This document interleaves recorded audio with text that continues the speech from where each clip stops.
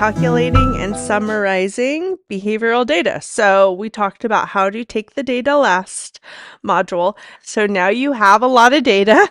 You did it. You collected it correctly, accurately. Now, what do we do with that data?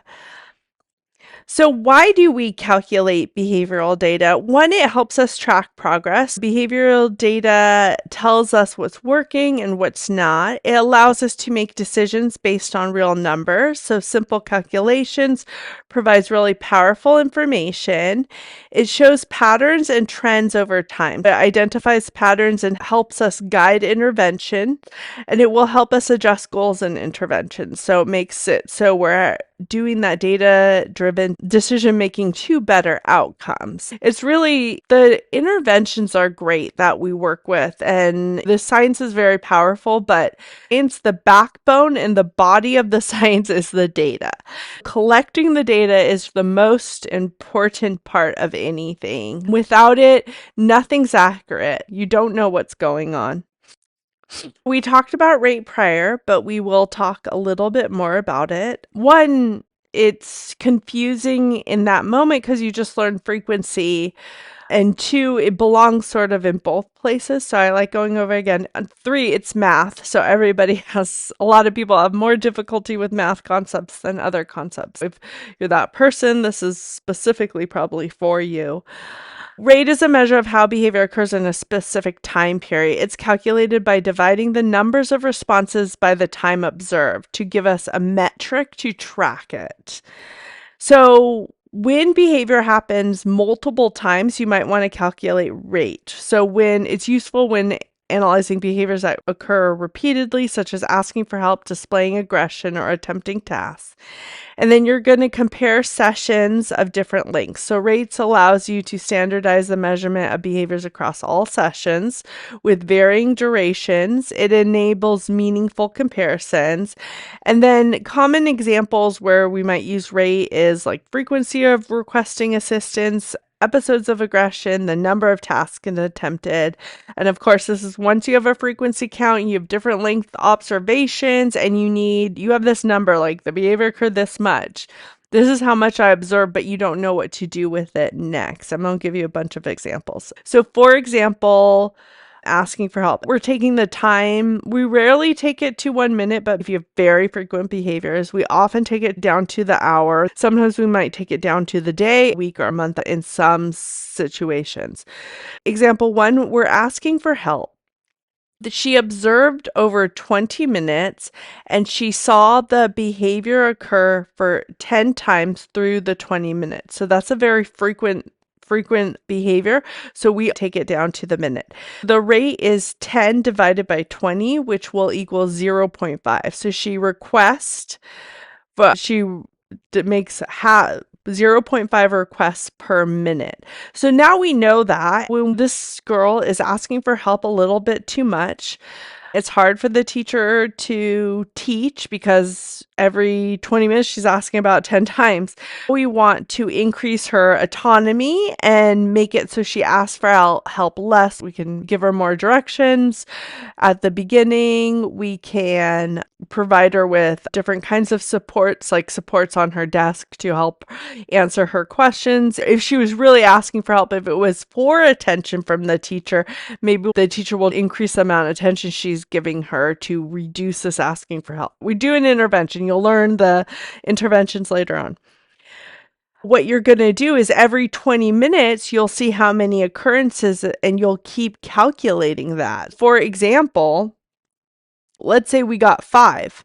So you start your intervention, maybe you let it run a few days, and now we're going to take some more data. In 20 minutes, we saw 5 times she asked for help. So that's good. We were trying to reduce it.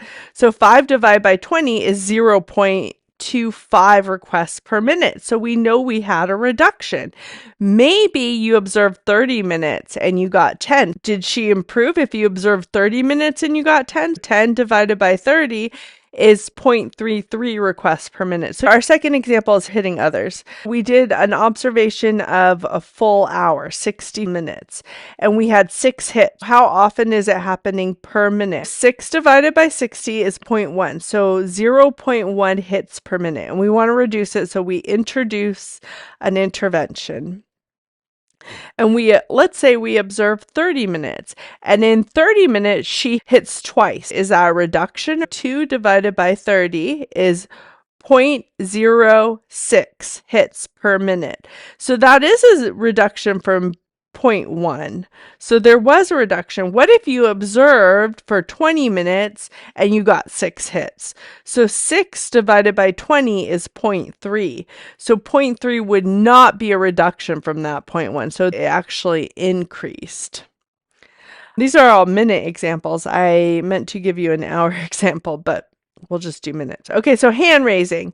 So you observed 15 minutes and they rose their hands 12 times, and we'll say, the teacher is struggling with that. So we want to reduce that.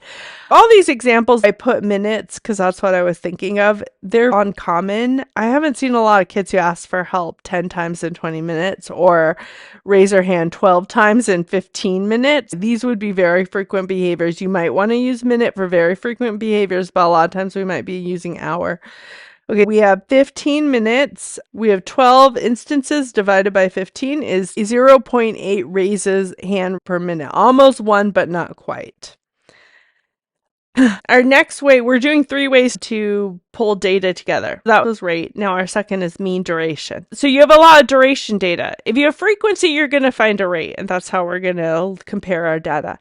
If you have a duration or a latency or an IRT, you're going to find a mean duration. Mean duration is the average length of time that the behavior lasts. It's calculated by dividing the total duration of the behavior by the number of times it occurred. This metric is useful in tracking continuous behaviors such as tantrums or time spent working on a task to understand how long they last. When to use mean duration, behavior is continuous once it starts, so they have a long behavior.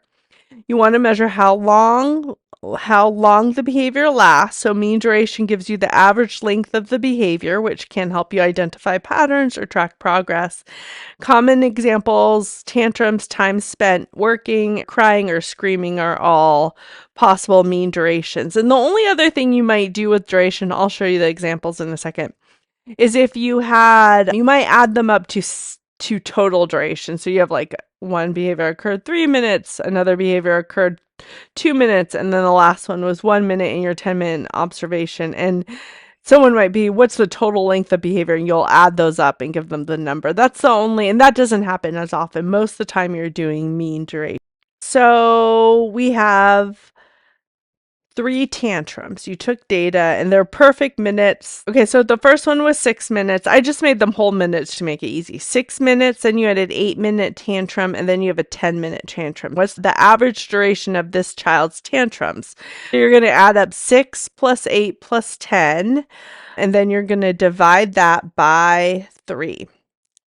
6 plus 8 plus 10 is 24. So you get 24 divided by 3. And that's 8. So on average, they spend 8 minutes tantruming. So now we want the tantrum duration to get less. So the next observation, you take the durations of the tantrums and you see if now the average duration is less or more by doing the exact same calculation. Time spent off task, we have 3 minutes. They were off task, then 4.5 minutes, and then 2.5 minutes. You can round durations up to make them easier. I often let RBTs do that, or behavior techs. The total is 10 minutes. If you add those all together, and there's 3, we're getting that 3 from there's 3 times they engaged in the off-task behavior. So 10 divided by 3 is 3.33. On average, when they go off task, they spend about 3.33 minutes off task. So that's the length. So we want to reduce that now. If it's off task. If it was on task, we might want to increase it. So independent play. So you're seeing how long someone engages in independent play. First, they spend 12 minutes in independent play, then 10 minutes, then they spend 14 minutes in independent play, and then they spend 8 minutes. So now you have you saw them independently play with toys 4 times in your observation. Those are the lengths. So they spent a total of 44 minutes in 4 different examples. So 44 minutes divided by 4 is they're spending about 11 minutes engaging in independent play right now. So now we're going to do an intervention to increase that. You're going to see if you can get that 11 minutes longer. Our last way is percent correct. This is how we take interval data. This is also, sometimes you take data where they have an opportunity to do something and it's just a yes or a no. So they did it or they didn't. So for example, a lot of times is answering questions correctly. I didn't talk about this type of data. So say someone's like, I wish they would answer questions correctly more. They always just say blah when I ask them a question. A teacher complains about that. So what you would do is when you were observing, you would go, how many opportunities do they have to answer the question? Every time the teacher asks a question, you might put 1, and then did they do it correctly or not? Yes or no, plus or minus. Another question, yes or no, plus or minus. You would also use this for that type of data as well. I always call it opportunities correct. And also criterion data, which is when you have we'll talk about that in task list. When you have a task list, how many of the steps did they do correctly? When to use percent correct. There's a clear right or wrong answer. Just like interval data, it's either a yes or no. Any data where it's a yes or a no, you're using percent correct. You want to measure accuracy. Someone performs a task, and then common examples are matching pictures, answering questions, completing steps, are all situations where percent correct is a helpful metric. Discrete trial training, which we'll talk about, they have an opportunity to correctly answer something and you put yes or no. So for example, you'll put 2 cards down, point to the bird. They either do it right or they do it wrong. There's no other data you need to collect. So it's yes or no. It's on opportunities. So they're identifying color. So you're putting crayons out and saying, what color is this? They might say red, which is correct, or they say, I don't know, or green, which is incorrect. So then you'll have your trials. So they had 8 correct responses within the 10 trials, and you'll see more how this looks for discrete trial training. 8 divided by 10 is 0.8 times 100 is they got 80% correct. So this one's like a task analysis. There's a 5-step hygiene routine and they follow multiple directions. You have a box next to each step and you write yes, they did it, or no. For example, brushing teeth. Did they take the toothbrush, put the paste on it, brush all 4 quadrants, spit the toothpaste out, whatever your multi-step direction is. So they did 4 steps correct in this. But they had 5 steps. So it would be 4 divided by 5, which would be 0.8 times 100 would be they got it 80% correct. So we'd want to increase that. Same with discrete trial training. We would be trying to increase that. And then spelling test is the academic one we should be familiar with just from being in school. You had 15 vocab words. They got 12 correct. 12 divided by 15 times 100 is 80%.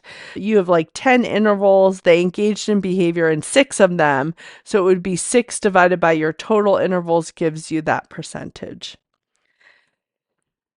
So why are we doing this? We're doing this. Those are the 3 ones that as a behavior tech you'll use most, if not all the time. So you do need to be familiar with them. Behavior data helps you monitor change. These calculations give us a way to compare and guide interventions. It shows us the patterns, like are things increasing? Are they decreasing? If I just say, oh, I observed for 3 hours and she hit twice, that rate will make it easier for everyone. And it helps us refine those goals.